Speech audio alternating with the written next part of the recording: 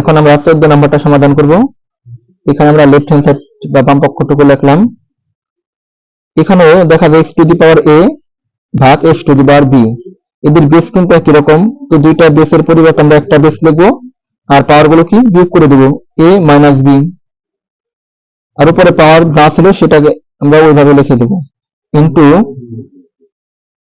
অনুরূপভাবে এখানে কিন্তু দেখা যায় বেস এক, তো দুইটা বেসের পরিবর্তে একটা বেস আর ভাগে থাকার দরুন এদেরকে আমাদের পাওয়ার গুলো বিয়োগ করতে হবে। তো উপরেরটা বিয়োগ নিচেরটা, তারপরে উপরে যা ছিল পাওয়ার সেটাই লিখে দেব ইন্টু এখানে কিন্তু দুইটা বেস এক, তো দুইটা বেসের পরিবর্তে একটা বেস আর পাওয়ার গুলো কি করবো বিয়োগ, তো সি মাইনাস এ, পাওয়ার গুলো কি করবো উপরে যে পাওয়ারটা আছে সেটা ওইভাবে লিখে দেব।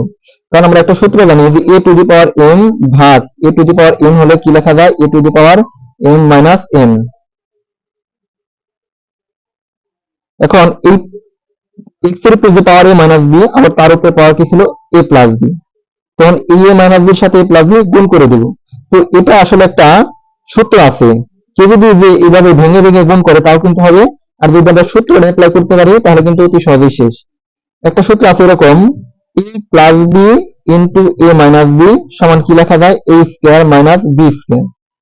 মানে কোন জায়গায় যদি a plus b into a minus b থাকে তার পরিবর্তে আমরা a square minus b square লিখতে পারি। অনেক জায়গায় a মাইনাস b সামনে থাকতে পারে, a প্লাস b পরে থাকতে পারে, ওটা কিন্তু একই কথা। এই ক্ষেত্রে যেহেতু পাওয়ারের উপরে পাওয়ার আছে এদের গুণ করতে হয়, তো a plus b into a minus b এই সূত্রের সাথে কিন্তু মিলতেছে। তো এই পরিবর্তে আমরা কি লিখতে পারি, a square minus b square. তো x টু দি পাওয়ার এই যে a plus b into a minus b কি লিখবো, a square minus b square into x আছে x। অনুরূপভাবে এখানেও কিন্তু এটাকে a বিবেচনা করি, এটাকে b বিবেচনা করি, তাহলে a plus b into a minus b সূত্র কি হয়, a square minus b square. তো এখানে a হিসেবে কাজ করলে কি হবে b, তাহলে যে b square minus c square মানে a square minus b square, এই দুই সূত্রকে অ্যাপ্লাই করা হয়েছে। এখানে আবার x, এটাকে আমরা a বিবেচনা করি, এটাকে b, তাহলে a plus b into a minus b সূত্র কি হয়, a square minus b square.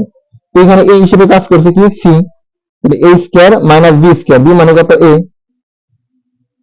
এখন এখানে কিন্তু তিনটা বেস একই রকম এবং তারা গুণে আছে, তো তিনটা বেসের পরিবর্তে একটা বেস আর পাওয়ার গুলো কি করবো যোগ, তো a square minus b square plus যেহেতু আমাদের পাওয়ার গুলো যোগ করতে হবে b square minus c square, আর এখানে গুণ থাকার দরুন পাওয়ার গুলো যোগ করতে হবে c square minus a square.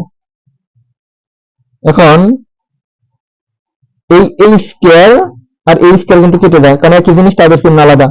এই b স্কোয়ার কেটে যায়, একই জিনিস তাদের চিহ্ন আলাদা। এই c স্কোয়ার কেটে যায়, কারণ একই জিনিস তাদের চিহ্ন আলাদা। তো ফাইনালি আমাদের উপরে রয়ে গেল কত, 0। তো কোন জিনিসের উপরে যদি পাওয়ার 0 থাকে তার মান হয় কত, 1। এটা কিন্তু আমাদের প্রমাণ করতে বলছে, এটা হচ্ছে আমাদের রাইট হ্যান্ড সাইড। সুতরাং left hand side is equal to right hand side, এটা যেহেতু প্রমাণ করতে বলছে আমরা কি লিখবো, প্রুফড। ধন্যবাদ সবাইকে।